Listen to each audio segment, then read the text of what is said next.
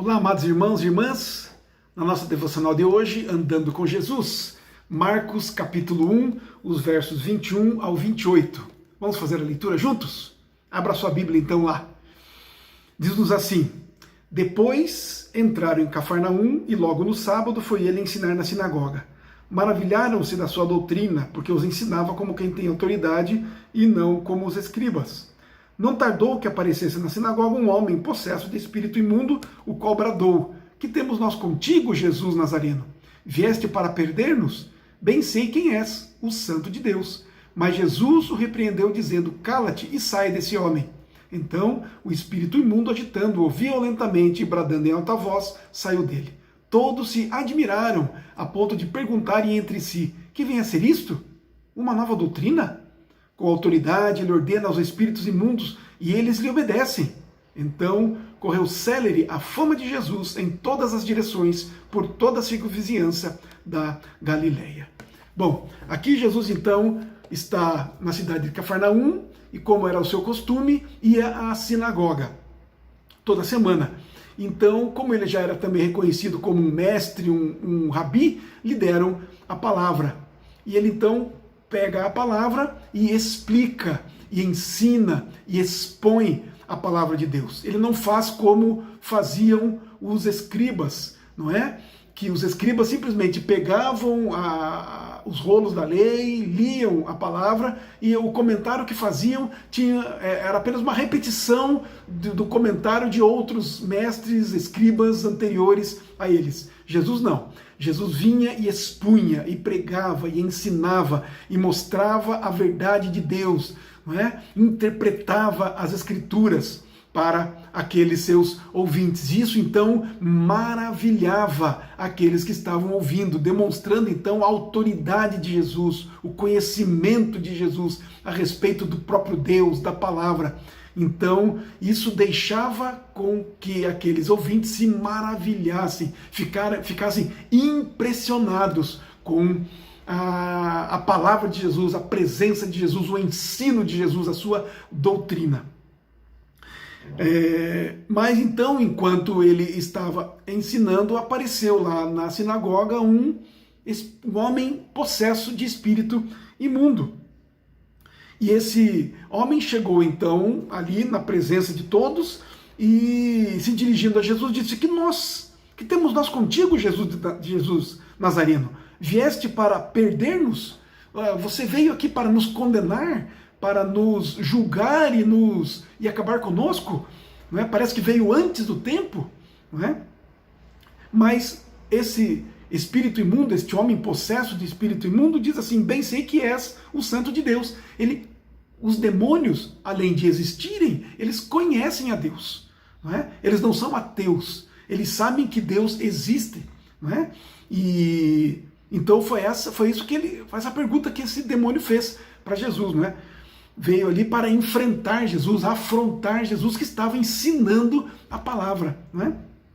Mas Jesus imediatamente o repreendeu, mesmo ouvindo dele uma declaração verdadeira: Tu és o Santo de Deus. Então não basta reconhecermos que Jesus é o Santo de Deus, não é? O que precisa é adorar a Jesus, é se dobrar a Jesus, é ouvir o seu ensino e se maravilhar, se deleitar no ensino de Jesus. Mas Jesus então o repreendeu, dizendo: Cala-te e sai desse homem. Duas ordens deu Jesus a ele. Primeiro, para ele se calar, e o verbo aqui vai mostrar que de fato ele se calou imediatamente, não é? E saia desse homem.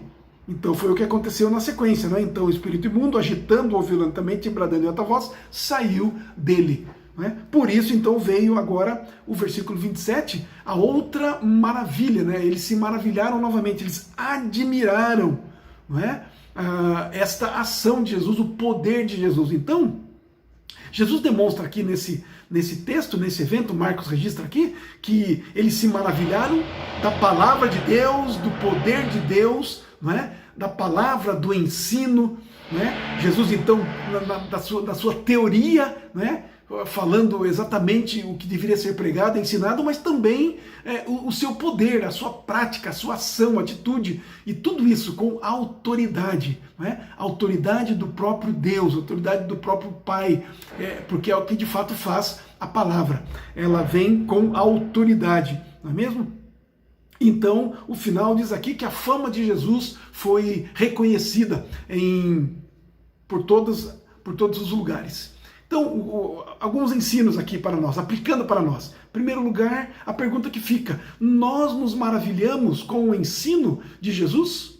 Não é? Ou nós nos maravilhamos aí com a música, com os filmes, com as séries, com as novelas, com o futebol, etc, etc, etc. Ou nós nos maravilhamos com os sermões da palavra, com a leitura das Escrituras, com a comunhão com o próprio Cristo, com a oração, nos maravilhamos na comunhão dos santos, não é? Então, com o que nós nos maravilhamos? Nos maravilhamos com Cristo? Em segundo lugar, conhecer a Deus, conhecer a Cristo é muito mais do que saber sobre Ele. Os demônios sabiam sobre Cristo. Né? Conheciam a Cristo nisso, sabiam que Ele era o Santo de Deus. Mas nós conhecemos de fato a Cristo? E o conhecer a Cristo tem a ver novamente, com comunhão com Ele. Né? De ouvirmos a sua voz e o seguirmos. As ovelhas ouvem sua voz e o seguem. Né? Então, conhecer a Cristo é orar, nós oramos. Conhecer a Cristo é andar com Ele, nós andamos. Conhecer a Cristo é confessar os nossos pecados, é nos debruçarmos nele. Nós fazemos isso. Conhecer a Cristo é nós nos alegrarmos nele, nas suas promessas, no seu perdão, na sua vida em nós, com o seu Espírito agindo e habitando em nós. Né? E por último, nós vemos aqui que o inferno existe. Né? O inferno não é uma invenção, o inferno não é uma utopia, o inferno existe. E Cristo, se nós observarmos os evangelhos, ele fala muito mais do inferno do que do céu. Né? Por quê? Porque ele de fato ele alerta, ele avisa que existe o inferno. Esses demônios iriam para lá, eles estavam condenados já, e Jesus então já havia dito isso a eles, anunciado isso a eles, né? A esses demônios, que o inferno que ele existe e que, portanto, eles estão condenados. Então, nós precisamos olhar para esse texto também e cuidarmos da nossa fé, cuidarmos da nossa alma, se ela de fato está, não é, de fato apegada a Cristo, não é? Se de fato caminhamos com Cristo, andamos com Cristo, nos maravilhamos com Cristo, nos deleitamos e nos enchemos de prazer na sua palavra. Não é? Assim como diz o salmista no Salmo 1, não é? O meu viver, não é mesmo?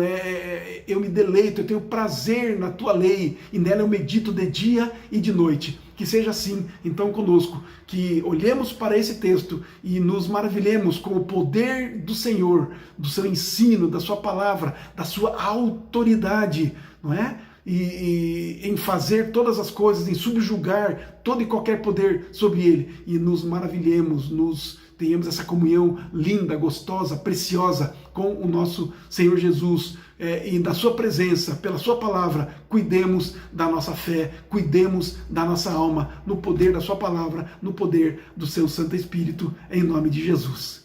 Amém.